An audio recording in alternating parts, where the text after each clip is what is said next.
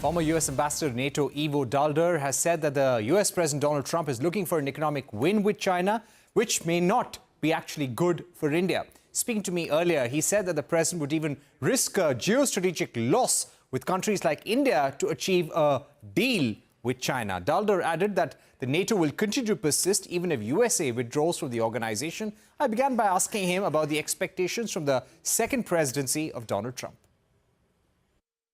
It's going to be a fundamentally different relationship. Trump 2.0 is not only more demanding, it has no natural points of friction or guardrails or ways to control the impulses of a highly impulsive man, Donald Trump. Trump 1.0 was defined by what we called the adults in the room, the people who came out of a long experience dealing with the government, dealing with the world, whether it was General Mattis or even Rex Tillerson, who had been a major businessman and dealt with the world for decades. And they were able, together with people in the White House, to deal with Trump and try to avoid the worst excesses. Now we have an administration that has no guardrails, in which the Secretary of Defense owes his position to be Secretary of Defense only because he was chosen by Donald Trump, and will do whatever it is that Donald Trump will tell you to do. And that's true for the Secretary of State, it's true for everyone. So it's now the impulse of the president that will drive things. Part of that leads to unpredictability, as one person that I met here in India said, there's one thing that's certain, which is uncertainty. But the other thing that it means is that his worldview, which is actually quite defined, will now define how to deal with the world, which is he doesn't like allies.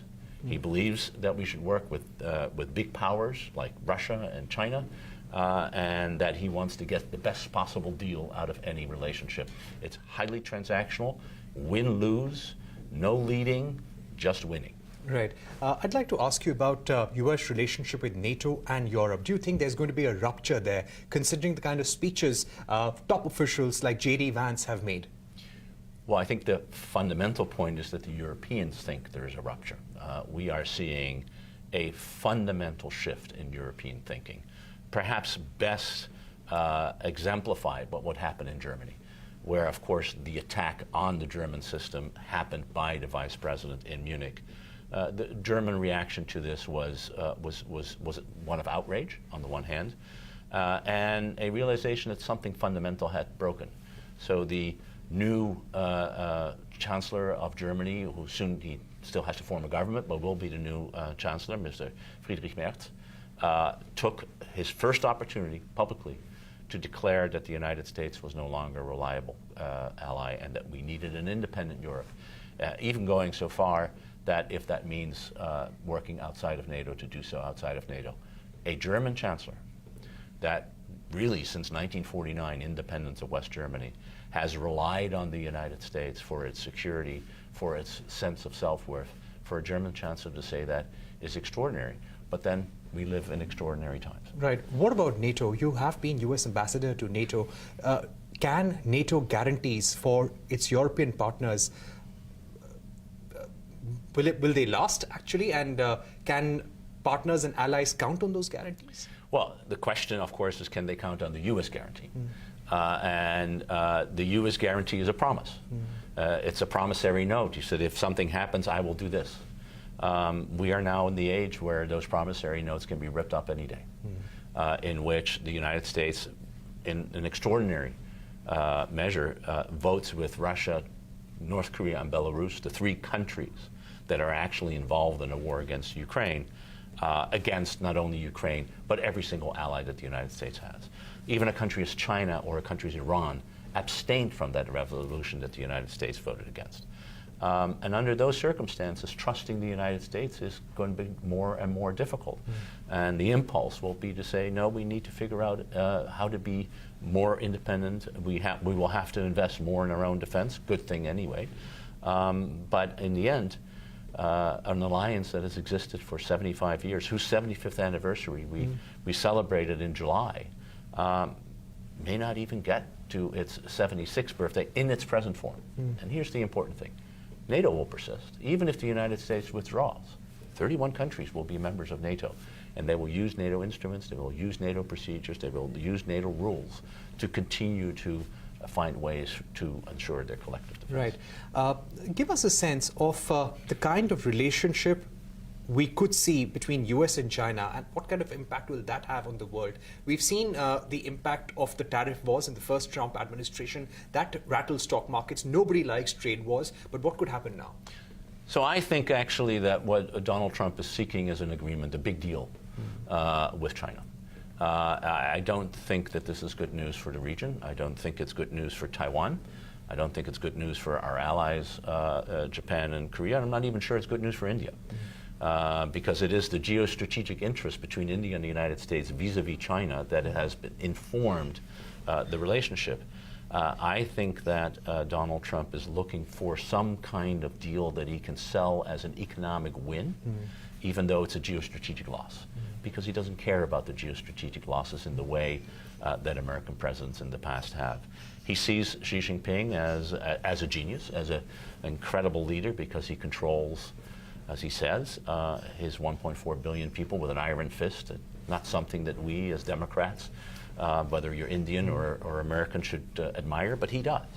And so I fear that if we're banking on the United States to become anti-Chinese and have a confrontation with China, I don't think that's going to happen, no matter what Marco Rubio and Michael Waltz, the National Security Advisor and Secretary of State, who said before they came in. I think Donald Trump wants a deal, and he is willing to settle for something that may not even be a very good one. Final two questions would be about the impact of Elon Musk on the relationship with Donald Trump, and also the relationship between US and India. We're already seeing some tension with the kind of work that the Department of Government Efficiency is doing with the defense officials, the State Department, even the FBI, saying you do not need to respond to queries that are coming in from the Department of Government Efficiency. Where do you think we are headed? Do you think this could cause trouble in the US administration?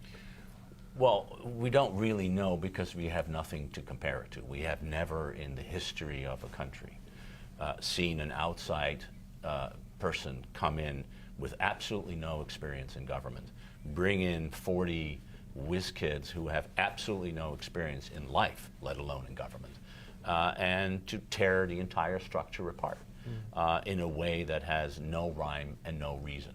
Firing left and right, deciding that this program works and that program works. So we've never seen anything like that. The fact that he has been able to do this already for, 32 days, and Donald Trump seems to be quite happy with the way it's been going, suggests to me that he can go for quite a while. Now, he will do things that some people will object to and will push back against. This idea that every employee should give 5 bullet points to say what it is that they were going to do, which will be generated into an AI machine in order to then figure out what government should do, which is not how government works, I think will fall by the wayside. But that doesn't mean that if Musk loses on one issue, he can't win on the next 100. The key is, will he and the president look at each other and say, we're better off together than alone? And so far, they're better off together. All right. My final question then would be, will Musk come and manufacture in India? We've actually brought out a policy to woo companies like Tesla and VinFast of Vietnam and other global EV makers to come make in India, commit to $500 million in manufacturing and get a 15% duty concession on fully built cars. Currently, there's a 100% duty on imported cars into India. Do you think Elon Musk, in the current scheme of things, where the priority of Donald Trump is to make in America, will he come and invest in manufacturing, set up another line in India? You know, I don't think so. I actually think he may be moving towards giving up on Tesla. Tesla's being outmaneuvered by Chinese EVs in China, which is his largest market. The people who tend to buy electric cars tend to be people who are more liberal and progressive on the Democratic side. His sales in the United States are going down because of his political activities. The same in Europe. So Tesla is in trouble. And it's not just a question of where it produces it anymore. At the moment, it's not clear that the cars it produces will be able to sell over the long term. So I think that is the larger issue for Elon Musk. How important is it for him to continue to play the kind of political games and to have the kind of political influence as he has running X and now this Doge effort vis-a-vis his business interest with regard to Tesla. And so far, seems to be he's more interested in playing video games and getting into arguments on X and trying to destroy the U.S. government than he is in trying to make Teslas.